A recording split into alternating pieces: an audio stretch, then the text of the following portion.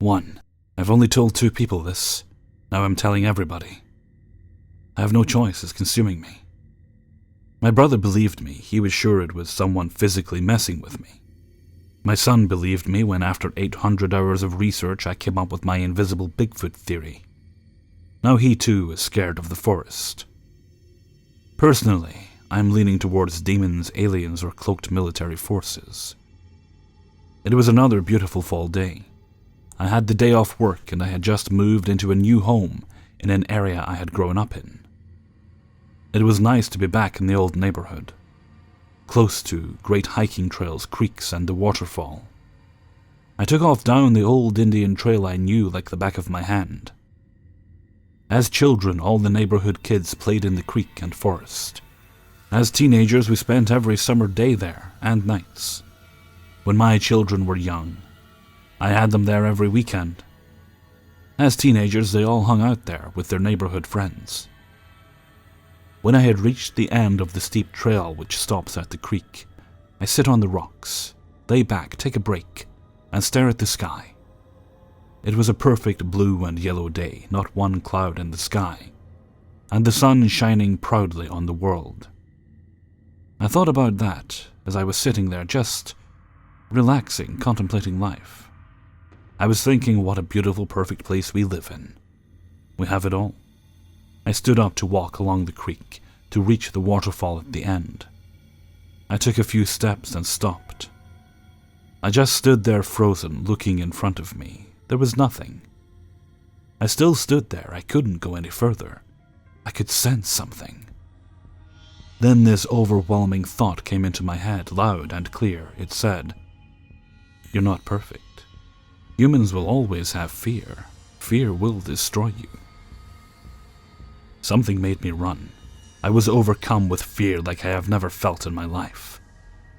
Something was there I couldn't see. It was chasing me. I ran back the way I came at top speed, panic speed, run for your life speed.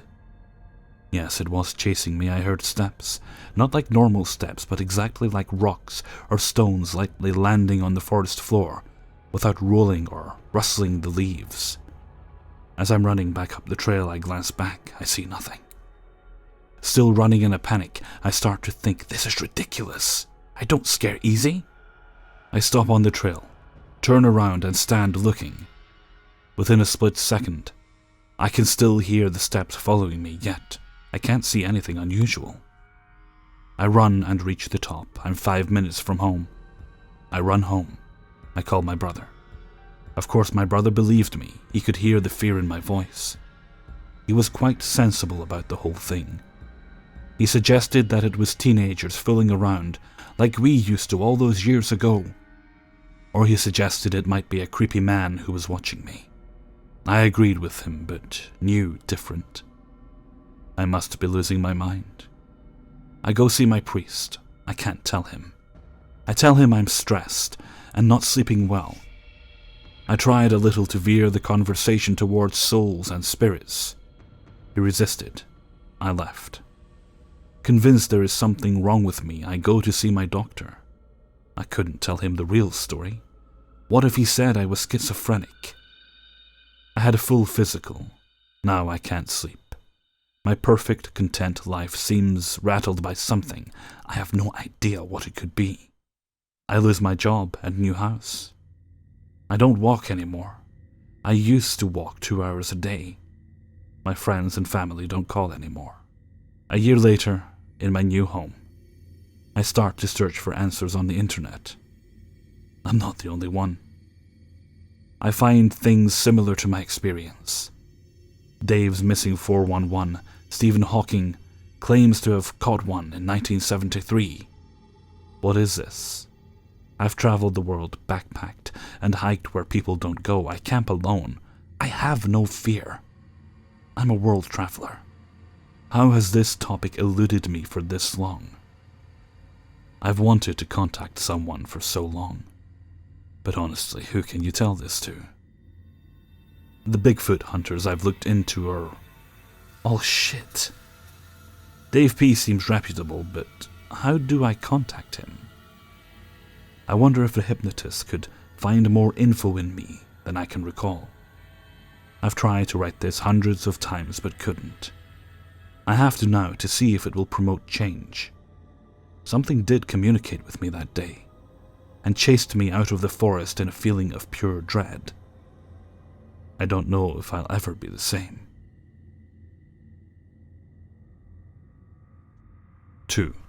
So about 2 years ago, I was in military occupational specialty school in Fort Leonard Wood, Missouri. It was just after New Year's when I flew in one of those shitty one-engine planes. I had read some creepypastas and other stories about Fort Leonard Wood, like the Goat Man, and was pretty eager to see what I'd experience. I was part of the Marine detachment there, so we were away from the army and put in these old barracks that seemed to have been built in the 80s. For a month, I was put in temporary barracks close by to wait for my actual training. Each room had 2 to 3 people in them, except for me, oddly being the only person with one key to my room. The first night was eerie and cold. Half the room was pitch black and unoccupied.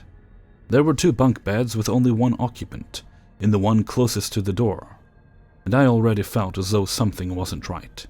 The first thing that started, that I say was out of the ordinary, was every night around 11, I would hear someone right outside my door run down the hallway, bursting through the stairway door with it slamming behind them. Now at night it would also be very cold. Yes, it was winter. But still, with a building that's supposed to have a heater, it was awfully cold at night. One day before leaving, I swept my room, leaving my broom next to my bed. When I came back from the day, I found it sitting in my bathroom behind the door. Asking all my friends and people around if they had fucked with it, but they all denied it. Plus, I had the only key. The next day before leaving, I swear I hear the closet in the back of the room open, and these are some heavy doors. I check it out and open it and find a cover, hat, on a shelf inside that isn't mine. People later started to talk about hearing people slam the doors at night while they were on fire watch and seeing no one there. Like I said, I moved to another barracks a month later for training, but it didn't stop. Close by, we move into our new rooms on the top floor out of 3. I have 3 roommates, which eases the paranoia, while I go on fire watch a couple nights later. And there are 3 of us. 1 at the desk and 2 roamers. It's 2:45 a.m. and no one is awake in the whole building but us. I'm on the 2nd deck opening the door to the stairwell and hear a door open to the 3rd deck right above me, and immediately after that, hear a 2nd door open from behind me. Thinking one of them has to be the other person I'm a roamer with. So I rush to the 3rd floor and find no one. Last part of this odd experience was the night before I left the 1st barracks. I had a dream. There were 2 people in my room, both in 80s blotchy woodland camis. One was a black guy, the other was white. The black one started to speak and told me that he was not there to harm anybody, but just liked to fuck with people. But the white guy just stared at me with this evil look, like the other guy didn't even know he was there. Sorry if this isn't a demonic haunting story or there was more activity. I just want to know if anyone who has ever been stationed there has ever experienced the same or similar things. 3. Back in high school about 5 years ago, I was and am still really good friends with my buddy Brandon. We would hang out at his house often while his dad wasn't home. We were quite the potheads and took advantage of when the parents were gone. Anyways, to get to the story. Note this happened on several occasions, so I will try to get the timeline correct of what happened when. So Brandon started to notice at a younger age that something wasn't quite right with the house. He just kept brushing it off as if it was nothing. He was not religious, but kept a rosary hung up at the door of his room. The house was sort of designed oddly. Here's a rough idea of how it worked. F1 is the basement. He had nothing too special in there, just a pool table and a gun safe. His dad and him were hunters, so they had some deer heads hung up on the wall and such. F2 was where his room was located, and also a game room. Big TV and couch. F3 was the kitchen area and living room. F4 was a bathroom and 3 rooms, one of which was an office and his dad's room. The other stayed vacant. Each floor was like a half-wood floor that had about 6 stairs up to the next floor. And if you went up the steps, did almost a U-turn, you would find yourself looking at another set of steps going up to another half floor. Now my friend Brandon had a room on level 4, before which is now the vacant one. But he told me that he left it because of things that would happen at night.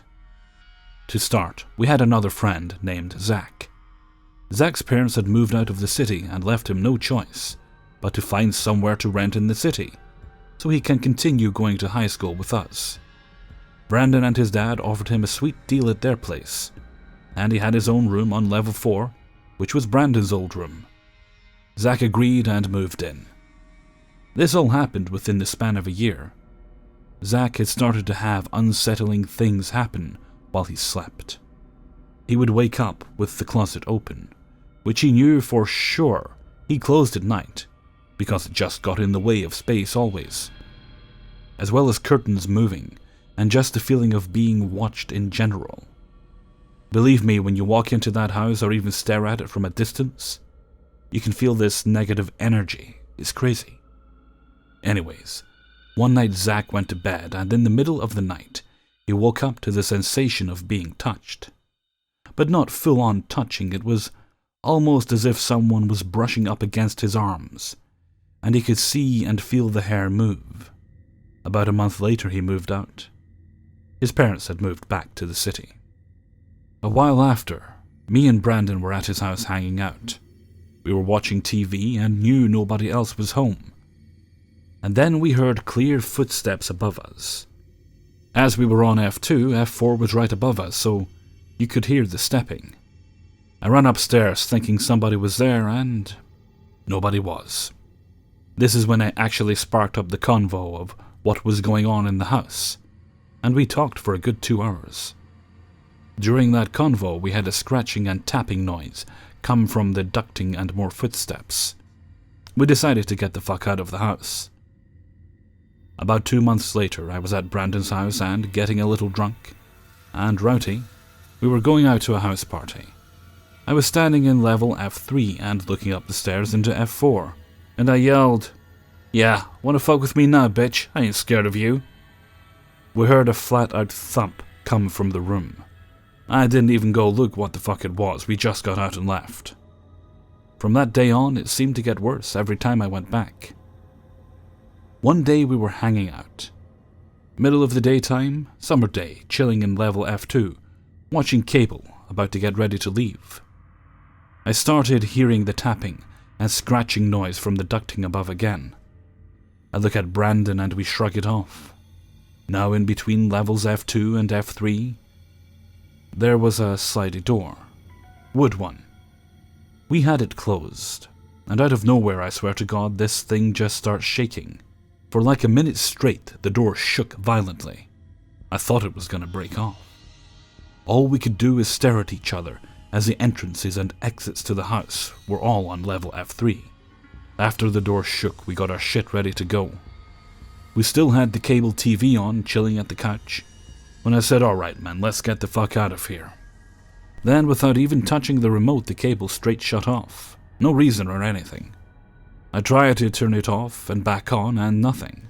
Now, I'm no paranormal specialist, but I'm goddamn pretty sure they can create an EMP with the magnetic lines of flux from electrical wires. Note that it wasn't the TV that turned off, it was the cable box. But seriously, the box still had lights on, as if it was on and running like normal, but the screen was just black. Me and Brandon got up and left right after. A few months down the road, they're selling their house. Finally, fucking awesome. Brandon is super stoked about it. I end up asking him if his dad ever noticed anything weird about the house, and if that's why he's selling it. Long story short, it's not the reason. But in the last month or so of owning it, his dad really started to notice things once Brandon had a chat with him, and by the end of it, He couldn't wait to get out of the house. His dad would wake up in the middle of the night to random doors closing and opening on floor F4, and weird shit like he had someone knock on his room door and he thought it was Brandon, but it wasn't. I ended up staying over one night before they sold the house. I believe we were getting drunk as fuck, going to a club, and didn't want to drive home after. Yay me for a good conscience, but boo me for thinking it was a good idea to sleep over. I slept on the couch in floor F2. I closed the sliding door to F3, but F1 didn't have a door in between. Sometime around 4 a.m. in the middle of the night, I woke up to a bang above me and the scratching inside the duct again. This time the noise traveled down to floor F1 to the furnace room. I got creeped out and woke up fully. I kept feeling like I was being watched from the doorway of F1, as the couch was directly up the stairs, on the wall from the stairs. I couldn't fall back asleep for the life of me, and kept seeing a shadowy figure in the corner of my eye, at the doorway of floor F1. Scariest fucking night ever. As soon as he sold that house, he seemed to be more relieved and less depressed. The final day I ever dealt with the house was with a friend, and Brandon had told me to grab jack stands from the side of the house, or he was going to throw them away. I had told my friend about the house and the stories I had, and he got a little bit freaked out, but wasn't bad. We pulled up at the house in the alley. It had a detached garage, and the stands were beside it. I hopped out and grabbed the stands. I looked at my friend and said, "See, there's nothing to worry about." Spoken a little bit too soon. Something ended up knocking on the garage while we were grabbing the jack stands, but like violently and without rhythm. I grabbed the jacks and looked at my friend and said, "We gotta go now." He turned to the garage as soon as it stopped knocking and said, "There's no way. Do it again." This time it had rhythm and started knocking slow and got harder the longer it went. My friend went completely pale. We threw the jacks in my truck and got the fuck out. Till this day he is terrified to go back there. I am happy as hell to not have to ever see that house again. 4. When I was a senior in high school, my dad and I moved into a house right in the heart of the city we lived in. It was right next to a creek that ran through the city. Since it's in Florida, it's a swampy creek. My cousins and uncle had lived in it prior to us, so I already knew the layout. But that never made it any less creepy to me. I just always kinda had weird vibes about the house, like something bad had happened there before. Fast forward to me living there for a while now, kinda shaking the creepy vibe, because things seemed to be okay. That was until my dad started leaving every weekend to visit his girlfriend, and would leave me there to take care of the dog. At first it was stuff I just rationalized as me already being on edge about the house, and maybe imagining things, like I would hear doors opening and closing when no one else was there, my dog seemingly wanting to always be by my side, even though she was usually pretty independent for a dog, etc. Then this happened. Has anyone else ever woken up from a dead sleep, swearing that you think someone had whispered your name very close to you, even though you're alone? And when you awake, no one else is there. It only happened once, but it was enough to freak me out to the point that I made sure I was never alone in the house for too long of a time period. So I did some research on the creepy things that had been documented around my small hometown. Turns out the creek right beside my house ran into the bay in the next small town over. It also turns out that the small town next door was frequented by none other than Al Capone, back before he got caught for tax evasion. The last thing that happened before I moved out really scared me to the core. My dad had already left for the weekend as usual, and I had my boyfriend come over to spend the night with me so I wouldn't be alone. My dad had a speaker system set up in the living room, and he had a stack of DVDs sitting on top of the subwoofer. We were sitting on the couch, just chatting with the TV off, when suddenly, About half of the DVDs looked like they were swiped off the stack and crashed onto the floor. I looked at my boyfriend in horror before saying, "You saw that, right?" He nodded in disbelief. We went to his house that night. There are many more stories, but more or less I think that maybe some of the people Al Capone killed, or had killed, ended up in the creek by my house. 5. This event happened when I was 5. I already wrote an essay about it, and I figure it will save me some time from rewriting the entire experience. I'm going to edit the essay to make it more suitable to the forum, deleting any extra lines that make it more dramatic, scary, and just to make it shorter. It's kind of a long read, but I really wanted to get it off my chest. I had another possible event recently, and it's been bothering me. We just moved into my new house, and I just turned 5 years old. It was a relatively new house, and there was one owner before us, an older man and his wife, last name of Sheehan. This is all from my mother's point of view. I have no memory of it, and my mother's is hazy. I was taking a bath, and during the bath I randomly asked my mom, "Who's Helen?" My mom, confused, replied, "I don't know anyone named Helen. Why do you ask who Helen is?" I said, "Because I talk to her sometimes." My mom was thinking I may have talked to a neighbor.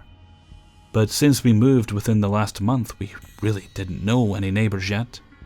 My mom then asked, "Where does she live? What house does she live in?" I replied again indifferently, "This one."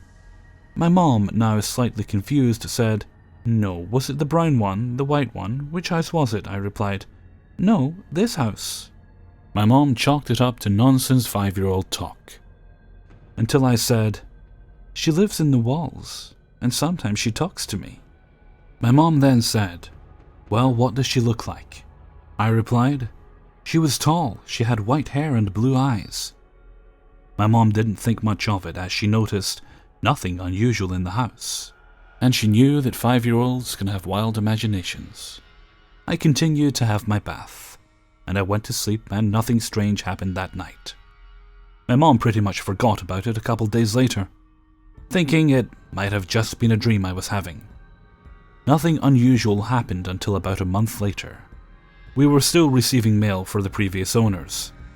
Mr. Sheehan was alive and well, but moved to a house with some of his family, so they could take care of him. It was mostly mundane stuff. But one day my mom found a letter that was addressed to his wife. My mom was not aware that he had a wife, and to her shock, she saw the name on the letter said Helen Sheehan. This piqued Mom's curiosity, and it prompted Mom to ask one of the older neighbors if she knew who Helen was. This particular neighbor, who I will call Mary, has lived there since the neighborhood was built. My mom and Mary got along pretty well, so she felt that she could talk to her about something like this. She and my mom went out for some coffee, and my mom asked her if she knew Edward Sheehan's wife, Helen.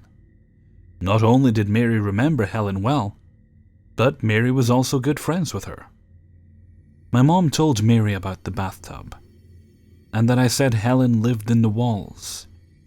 Mary told us that Helen died of a heart attack in my house's kitchen in 1982. My mom told Mary that I described Helen, and my mom asked if she had any photographs of her. Mary said she did, and it had her and a couple of other people in it. Mary said that she would show me the photo and see if I can pick her out. A couple of weeks later, Mary came outside where me and my mom were playing. Mary then showed me the photograph of Helen with Mary and other friends. Mary asked me if anyone in the picture looked familiar. I instantly pointed out Helen, with the same long white hair I described to my mom. I wish I knew my mom's reaction, but she doesn't really remember what she felt. I think she was more intrigued than anything. I actually have census records that prove that the Sheehan couple lived in the same house as I do before we moved. I've had a few other things I can remember happen. Most I forget, but I remember one time when I was real little. I was at this Christian festival at night. This old lady was walking up these steps where you kneel and pray at each step. Forget what it's called. She tripped like 3/4 of the way up, and it was pretty high. I saw her head over heels fall, and then smash her head on the pavement. She definitely cracked her skull, and like a few milliseconds after her head hit the pavement, I saw this strange orange spark come from her. It lasted literally in the blink of an eye, and was very narrow but long. Don't know how else to describe it. I'm pretty sure she didn't make it. Okay, one more story, and this is the one I have questions about. The reason I'm hesitant to want to talk about it is because it's a sleep paralysis story. I know that sleep paralysis stuff is not exactly paranormal, but I wanted to establish pretty positive paranormal elements before I talk about anything sleep paralysis. Fast forward 18 years, and I'm using heavy prescription opioids. I've overdosed from them a few times and had to get Narcan. Ever since I seriously near-death overdosed, I started to get very ominous dreams and sleep paralysis. The one I can remember as completely mind-fucking me is when I woke to someone saying, "Fuck you," to me. Literally, that's what I heard. I was pretty scared at this point, and I kept my eyes closed, and then replied and said, "What?" It said if you don't start taking Suboxone again, you're going to die. I can't remember the entire conversation, but I opened my eyes and it was this strange hooded figure, although it could have been long hair. I'm thinking it might be the same entity I saw all those years ago. Now, with my eyes open, I remember saying, "What's your name?" It simply said Death. I forget exactly what it said, but it was something along, "If you don't improve your situation, you're seeing me again soon." I replied, "How do I do that?" Then it vanished. This happened a couple years ago, and I was, and still am, living in the same house.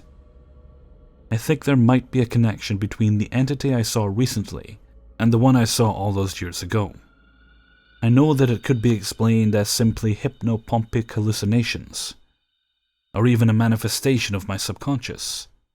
However, the fact that I had those previous experiences makes me more open to other explanations. My theory is I didn't exactly see a ghost when I was 5.